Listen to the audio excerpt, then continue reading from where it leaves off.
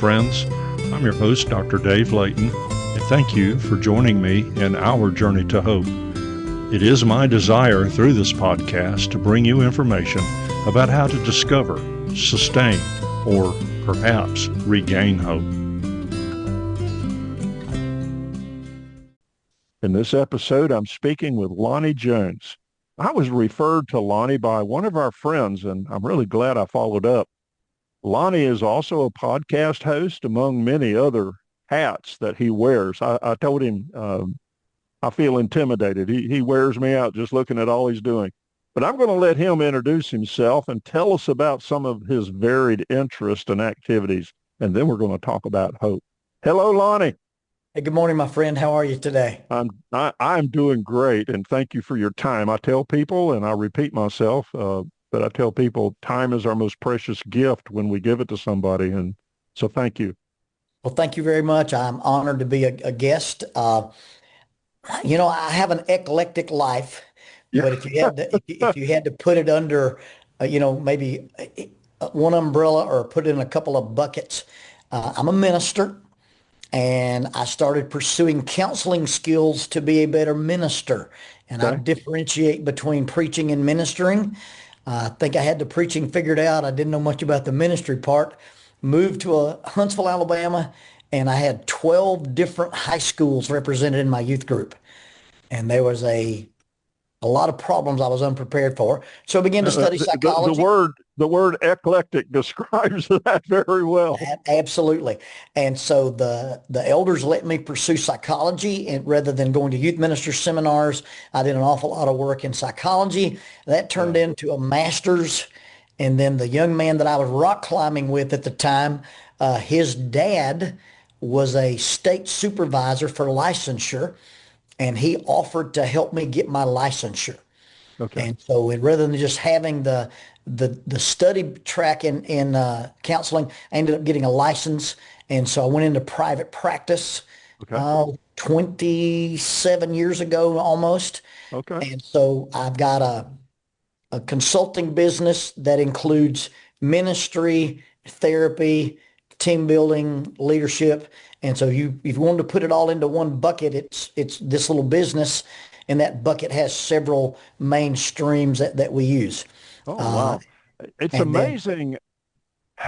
The pathway our life takes is so unexpected. We think we've got a plan worked out, and then life happens, something happens. Well, we moved to Huntsville in '86, and without disparaging the church or anybody, I realized I was one angry 12-year-old girl away from having to move somewhere, as a youth minister.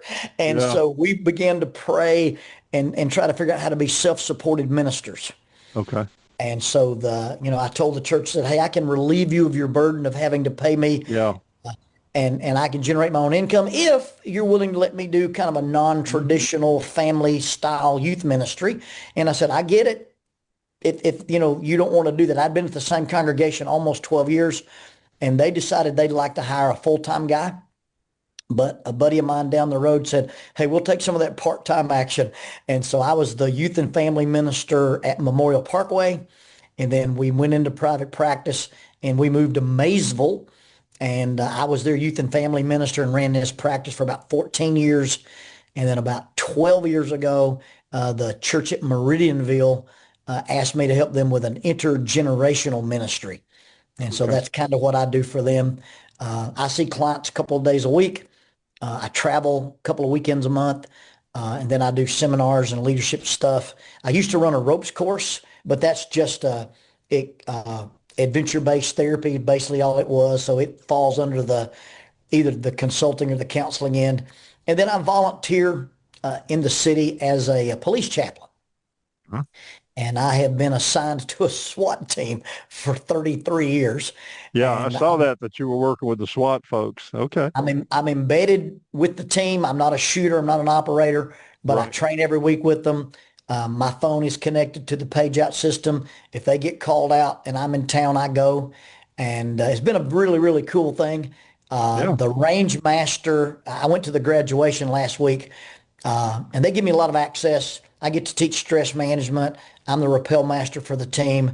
They used to let me teach Brazilian Jiu-Jitsu, but I just had my 10th abdominal surgery, and I've retired from teaching cops how to ground fight. I'm not Yeah. happy about that, but I think it's a wise thing. But anyway, I'm at this police academy graduation, and the range master gets up to give out the firearms award. Well, I was at the hospital when that kid was born, and now he's the range master. So it's Isn't that been a something? really, really cool thing to be involved in. It's fascinating to hear all the different things that you're involved with. People tell me, "Oh, you're retired," and I say, "Yeah, I just changed my life. I'm as busy as ever." And I look at your podcast, and I look at your website and the books you've written and the things that you're doing, and it's just fascinating. By the way, I think I told you in an email that we are using your podcast right now as a foundation for our Sunday morning, one of our Sunday morning adult Bible classes, and we'll read through and listen to your podcast, and then we'll have discussion questions, and Well, I like that's really, really neat. I'm glad it's being used that way. I've had several churches do that during COVID, and I've had other folks tell me they've done some of that as discussion starters, and I'm just honored and humbled that it's got those kind of legs. That's pretty cool. So you have a strong background in counseling, and you kind of explained that. And I think that's very foundational for our discussion about hope. I'd like to explore that with you now, if you would. How do you understand hope? From a biblical standpoint, Okay. you know, I see hope as a word that is described as an earnest expectation. It's not a Mm, matter of if, but when. yeah. I don't see it as, I hope I get a deer this year, deer hunting. I expect to have some kind of result. And it's not a matter of if, but when. Uh-huh. And I think that's biblical hope, where Paul, talks about you compare what's happening to what's going to happen. Well, what's going to happen, the future glorification, is guaranteed. That ship has sailed. It can't be undone. It can't be taken away. It's just there. Now you can walk away from it, but people are going to be glorified and resurrected. And it's just a matter if you're going to participate or not. Yeah. But, Yeah. but God gives that to us. So I see hope, from Romans 5, Okay. uh, tribulations produce perseverance. Perseverance produces character, and character produces hope. And hope does not disappoint because the love of God has been poured out in our lives. Yeah. So, God's on record that he loves us.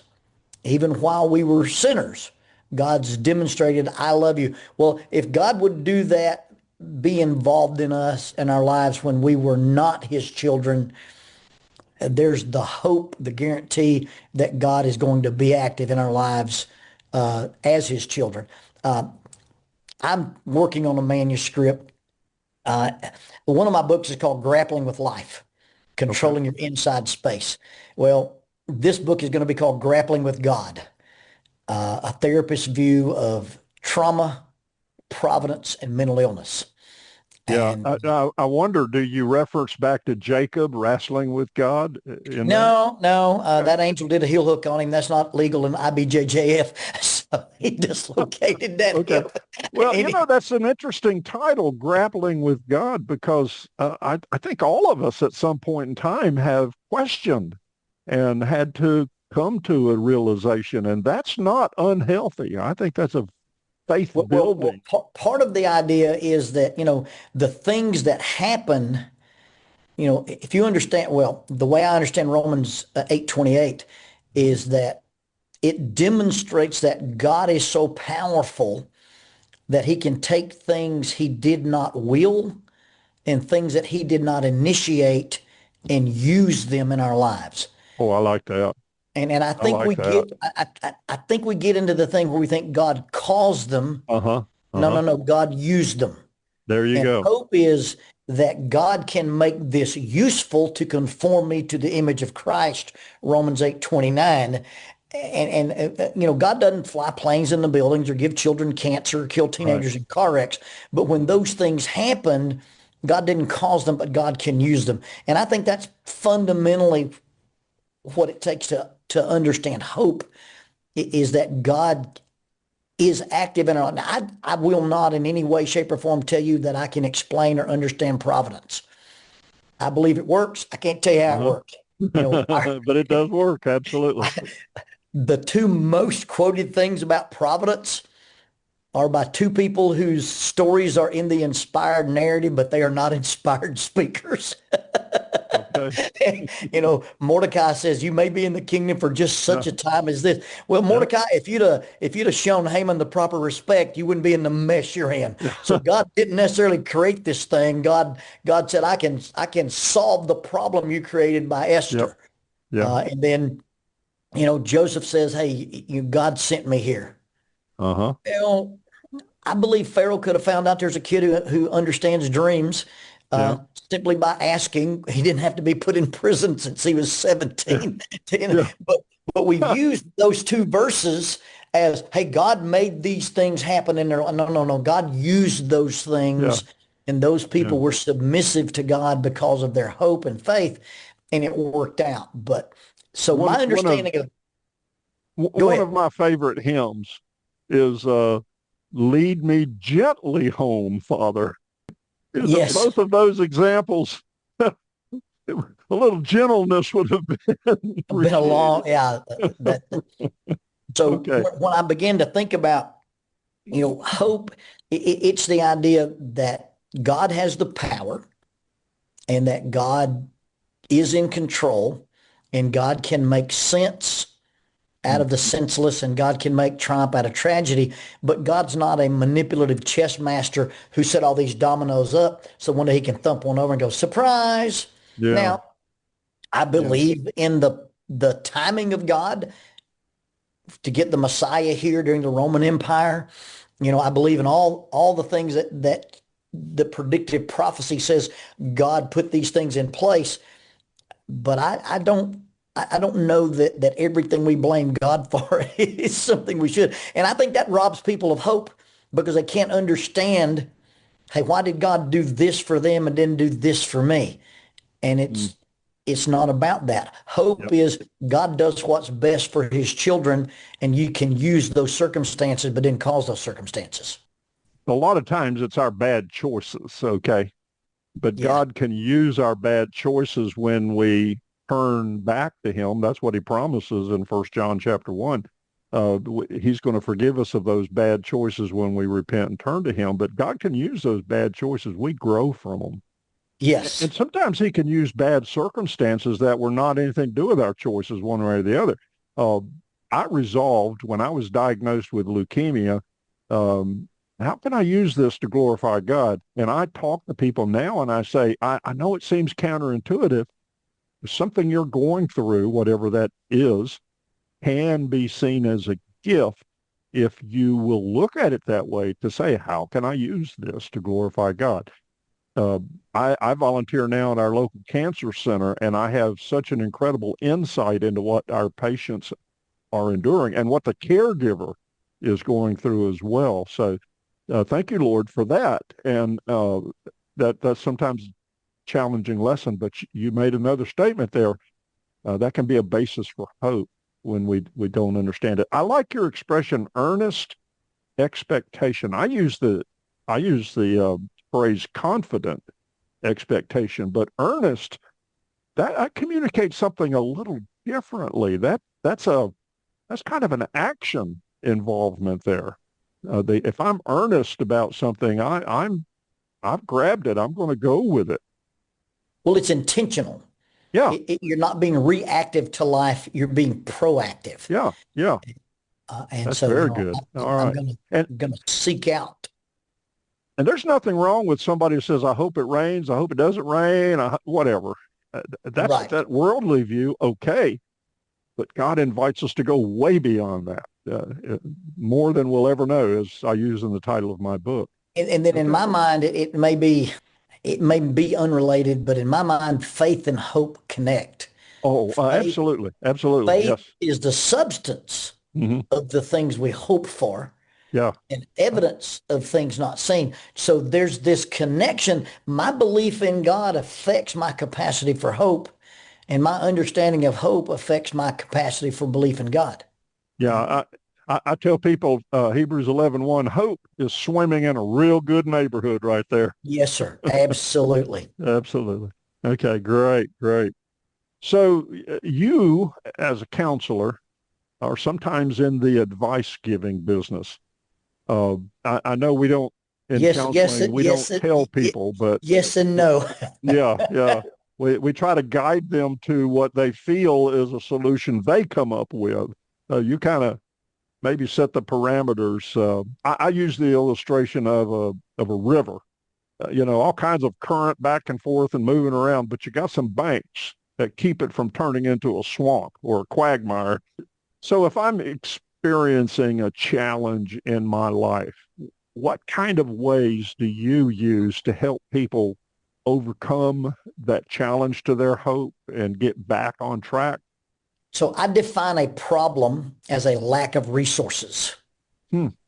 People, Peter says God's given us all things that pertain to life and godliness. So Uh-huh. a biblical worldview is the ultimate problem solving tool. So, I run into somebody and they've got a lack of resources.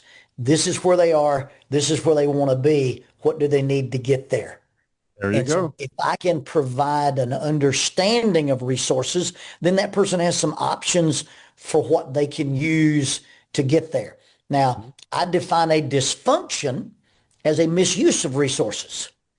So when Okay. people come to my office and they're missing hope, it's either they don't have something, maturity, education, experience, finances, brain chemistry, whatever you're missing to get there, Yeah. or somebody's got something and they're not using it properly. Okay. And so once you start looking at why is this person experiencing a loss of hope, it's either they don't have resources or they're not properly using the thing that they have. And so once you start looking at their coping skills, and then you got to start looking at, hey, do they live the way they live because they're truly mentally ill? Or do they use the resources they use the way they do because they're maladaptive? And Okay. there's a distinction between mental illness and maladaptive behavior. One, the person is not accountable, not responsible. The other is they just have chosen or learned not to. And what works, quote unquote works, gets repeated. And what gets repeated gets ingrained. And then we don't really understand that that's what we always do and it's not healthy, if that Okay. makes sense. Oh yeah. And so when people go, well, I've always done this and now it's not working, you get to challenge that mechanism. Well, has it always really worked? Yeah. That's right. You're Because just now recognizing it doesn't work. right, It's not been working all along. or it doesn't work in this circumstance. Uh-huh. Uh-huh. Yeah. That's I've played with ropes all my life. I climb, I rock climb, I teach rappelling, ran ropes courses. Well, I've got a rope swing in my backyard right now. I'm 62, and I built the kids a fort, and it's got a rope swing on it. Well, there's something you learn when you play with ropes. There's a rule: don't let go of the rope, and that works and keeps you alive Yeah. until they teach you to water ski. Hmm. Now I'm in the river being pulled behind a boat, and I'm holding a rope, Yeah. and I get out of control. I get in trouble. I take a fall, and default setting is, hey, you better hang on to this rope. Uh-huh. No. And the very thing that has kept you alive all your life is now literally drowning you. Uh-huh. And so you got to give people the idea that, hey, let's look at what you're doing. What's it designed to do, and is it doing it? And once you can get them to see that, you've introduced hope into the equation because, hey, I don't have to act this way. Yeah. I can choose to act differently, choose to think differently, or choose to change. And I think that's one of the keys to providing hope to people is that the way things have always been is not the way things always have to be. Yeah. I tell people the ability to choose is one of the precious gifts that God has given us. And sadly, we all too often choose poorly. And so Absolutely. a lot of the situations of regaining hope go back to uh, focusing, re-choosing, learning to choose a whole range of things. And so, yeah, okay. Um, it's not always a choice that we made. It may be a poor choice someone else made, and we're impacted by it. I mean, obviously, somebody driving under the influence causes an accident. Okay, life is now changed, not your fault. Uh, but we still have to deal with it, and we can choose how we deal with that. So, okay. And part of that faith hope discussion, and I think one of the biggest mistakes we make as Bible students is we look at those big black numbers that somebody arbitrarily placed between chapters, Uh-huh. and we think Uh-huh. the dude quit talking. Uh-huh. Well, Yeah. the last 8 verses of Hebrews 11, Uh-huh. Oh yeah. Oh yeah. I believe those are the only people that are referred to in Hebrews 12 as martyrs or witnesses. Yeah. It's Yeah. because he says, you're surrounded by this group of witnesses. Get rid of the things that slow you down. I don't think he's talking about, when he says, time would fail me to talk about David and Jephthah Mhm. and Samson and Barak, and he describes what I call Marvel comic book, Avenger movie, Uh-huh. superhero endings. Right. He's talking about the people who had the exact same faith as David and Abraham and Noah and Moses, but they were killed and they were tortured and they were imprisoned. Yeah. Your faith does not affect your circumstances. Yep. Don't let your circumstances affect your faith. Yeah. And I believe that I would make that chapter division 8 verses higher, because I would say others experiences these negative consequences. Don't give up. Yeah. Lay aside the sin and the weight, because and a lot of times people think, hey, something's wrong with my faith because I've got bad circumstances. That, what is it, moralistic therapeutic deism, or either therapeutic moralistic deism. I don't remember which order that goes in, but it's the idea that if I'll go to church and say my prayers and give my tithe, my diagnosis will be negative. The tornado will miss my house and the fire will go around us. And that's just not what the Bible teaches. If I think my hope is related to my faithfulness, that God lets these things happen because I'm not as good as somebody else, hope goes away because I'm an imperfect creature. Yep. And if my connection to blessings is on my ability to perform, I'm a dumpster fire. That's just out the Yeah. door. I don't remember the exact reference, but I remember the time when Jesus said, "What did this man?" Or Jesus didn't say it. He was asked, "Did this man sin, or did his parents sin?" Talking about healing John from. 9. Okay, and Jesus said, "Oh no, no, no! This is for the glory of God to be shown." If I have that mentality of, okay, I'm in a life situation, how can I use this to glorify God? It's a whole different mindset. Yes. And Completely different mindset. yeah, it's just fascinating to me. Hope is such a target-rich environment, and it's so critical to our life, spiritual life, secular life. It's just part of it. There's just times when all of us are going to find challenges to our hope. How we choose to respond really defines us and defines the outcome to a large extent. And that is vastly affected by our worldview. The things of this life are temporary. The things that are not seen are eternal. Yeah, It's not worth comparing our present sufferings to the things that we will there you get. go. Yep. And that limited viewpoint causes people to make really, really bad choices. I've got a discussion I do where, choosing what you want now versus what you want most. And Mm, what you want most makes you look forward. What you want now makes you look right here, right now, at only what's going on. yeah, yeah, that's good because hope is a forward-looking concept. You referenced Hebrews 11, starting about verse 37. Those examples were challenged in ways we can't even imagine. Oh man. And yet they never want, well, okay, I don't know. They may have had their hope challenged. They may have looked at it in a way, but they did not give up on their hope. That's the critical point of that.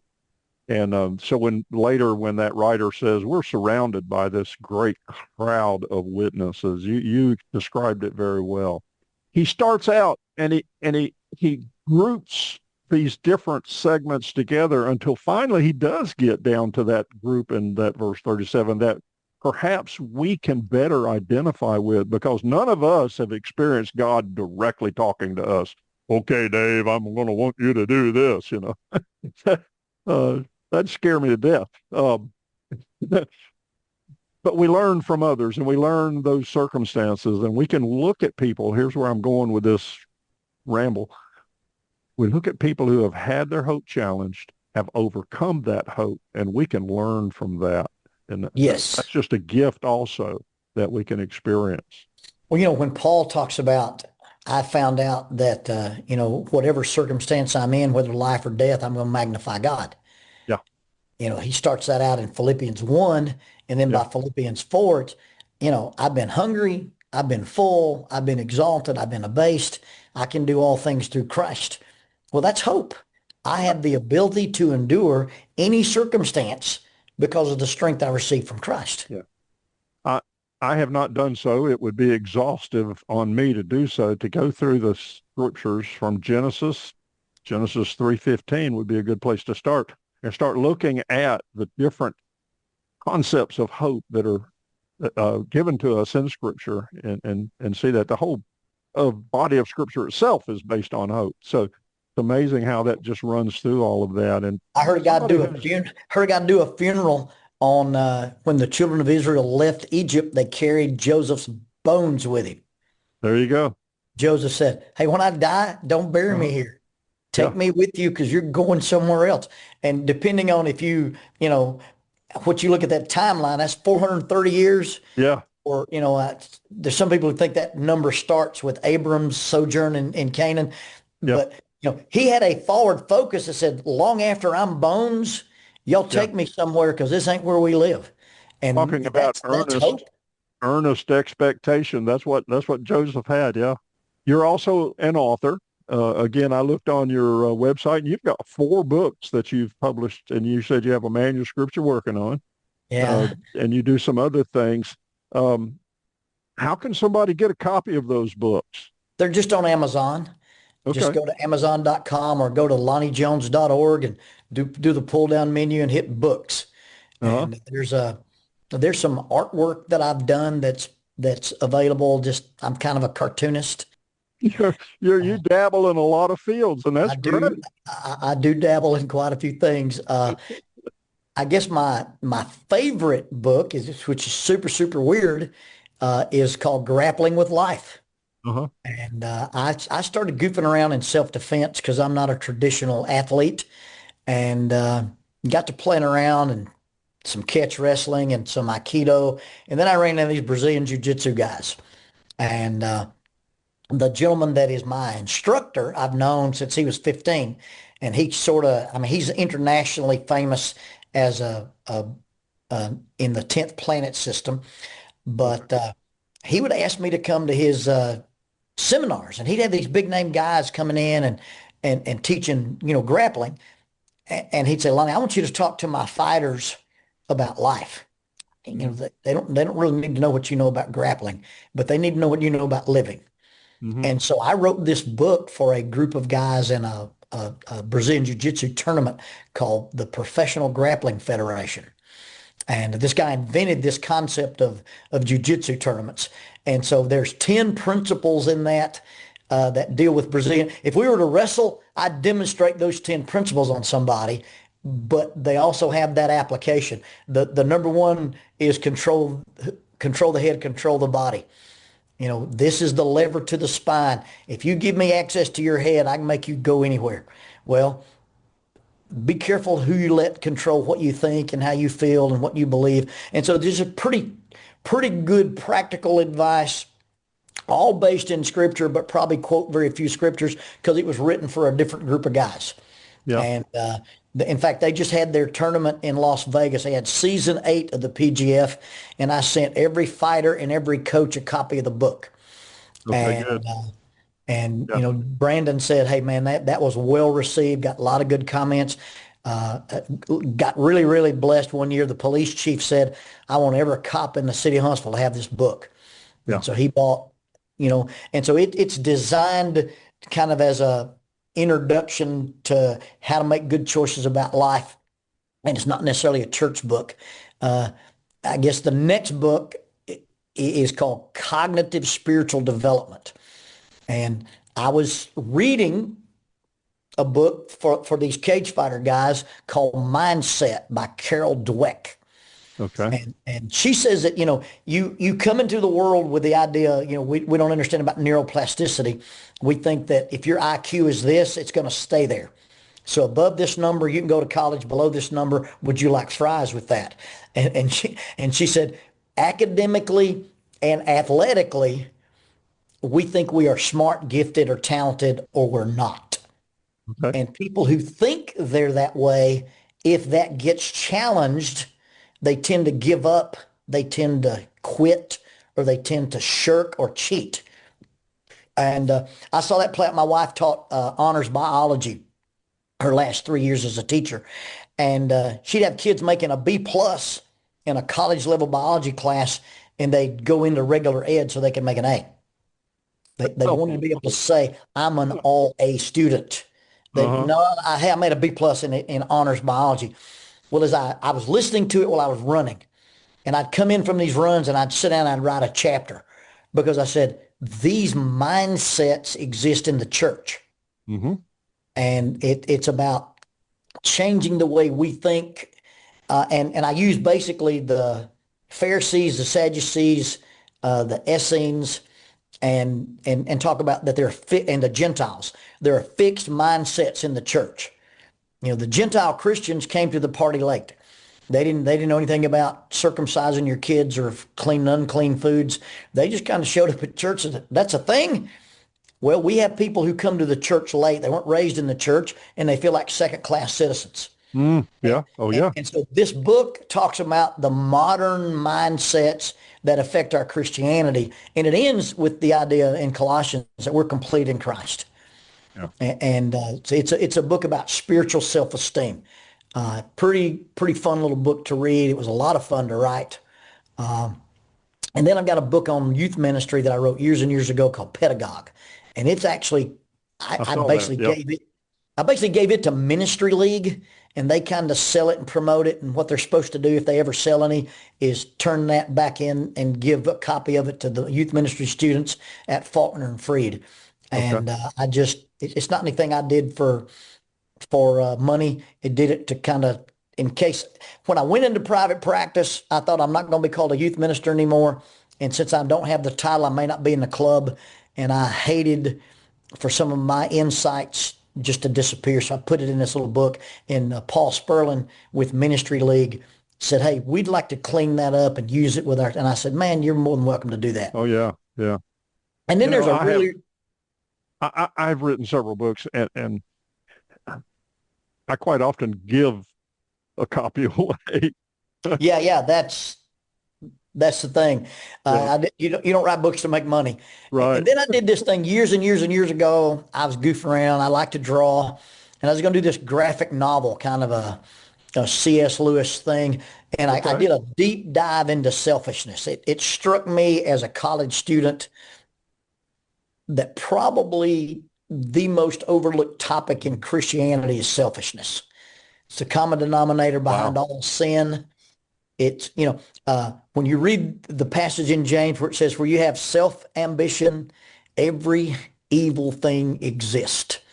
And I wanted to do something kind of on a younger audience about selfishness. So it's a short story. It's less than 9 pages.